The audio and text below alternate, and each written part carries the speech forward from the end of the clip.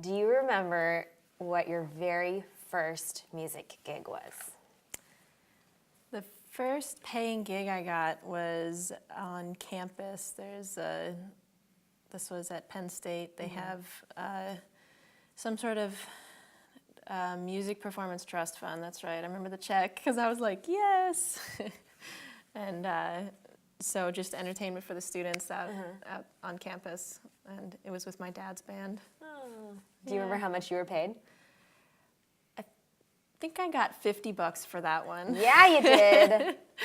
I think I was 12, so I was pretty stoked about it. That's so amazing. As a 12-year-old hanging out on a I college campus playing with your dad's band. That must be really fun to I was have excited played with your about dad's it. band a lot. Yeah. Do you remember your first gig when you moved to Los Angeles? Yes. The first one out here, I had a friend from back east that had come out here and moved to Fullerton, which is like he just had a job there. So that's also another little college town right outside LA. So they've got a little kind of nightlife scene there for the college students. And we went out and there was this band playing called the Translucent Ham Sandwich Band. And we were like, oh, wow, what is this? Yes. And they had belly dancers and they had live painters and like all this just sensory overload. The show was completely improvised, but like really, really good musicians. So we were just like, whoa, okay. And so they played their show, and then at the end of the night, they had an open jam session. And I had my flute with me just because I tend to keep it with me everywhere because it's small. Yeah. You never know. Why not?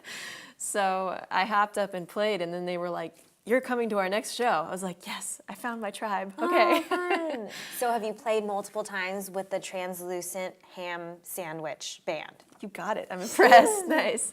Yes, actually, I've been playing with them ever since. Oh, you still play with them? Yeah. Evan Stone is the ringleader. He's the drummer, so he's played drums for me on a whole lot of my projects, and we still play with that group, and we've got an album out now on vinyl. Oh. Yeah. Very cool. Do you know where the name came from?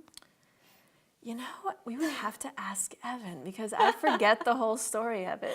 It's very interesting. He has a prolifically creative mind, though, as you can imagine. So, have you met any other really interesting named bands? I don't know if on the level of that. That's certainly the most interesting name I've gotten to work for. Yeah. Well, you've gotten to work for a lot of great people and different gigs, and do you have any fun stories, I'm sure?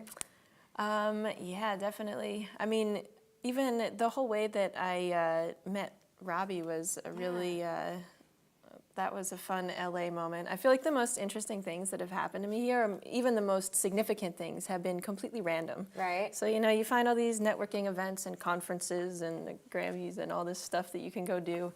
But have you been to the Grammys? I have, yeah. I've been a few times. So, yeah, but then it's always like the coffee shop regular that turns out to be working with someone or whatever. So in this case, my apartment was in a very fringe neighborhood, not quite the gentrified part yet. And so I stood out as the only white girl for blocks, and I'm always carrying all this music gear in and out through the alley in the back, and everyone was super cool and respectful, but they're always like, hey, it's that musician girl. chick. Who is she? What is she doing? What's her story? What's she doing here? Why is she in this neighborhood? So, and there's always people hanging out in the alley, drinking a beer, you know, listening to music, whatever. So one day this guy is out there, and he's like, hey, you're a musician? I know Robbie Krieger. I'm like, really? Okay. You know he still plays it? Really? He still plays? Yeah, all the time. Okay, cool. So a few weeks later, then he's like, hey, there's this event at Wilshire Country Club, you know, it's like a private event, and he's going to play, and you should come check it out. I'm thinking, this might just be a crazy guy in the alley, but it's a country club, so it sounds pretty safe. That's true. So I went, and I took my flute, because I always do. And at their set break, then I started talking to Phil Chen, who plays bass with him, who's played bass for everybody, like lots of Jeff Beck albums that he played on. So Phil's super cool, and he's Jamaican, and at the time I was playing in a reggae band all the time out here. So we started talking about reggae and all this stuff, and then they're like, yeah, you should sit in. So that was, that's how that whole thing started, just from the guy, and the guy in the alley, it turns out, is a caddy at the country club. So he wasn't just some crazy guy in an alley. It all made sense at the end of the day, yeah.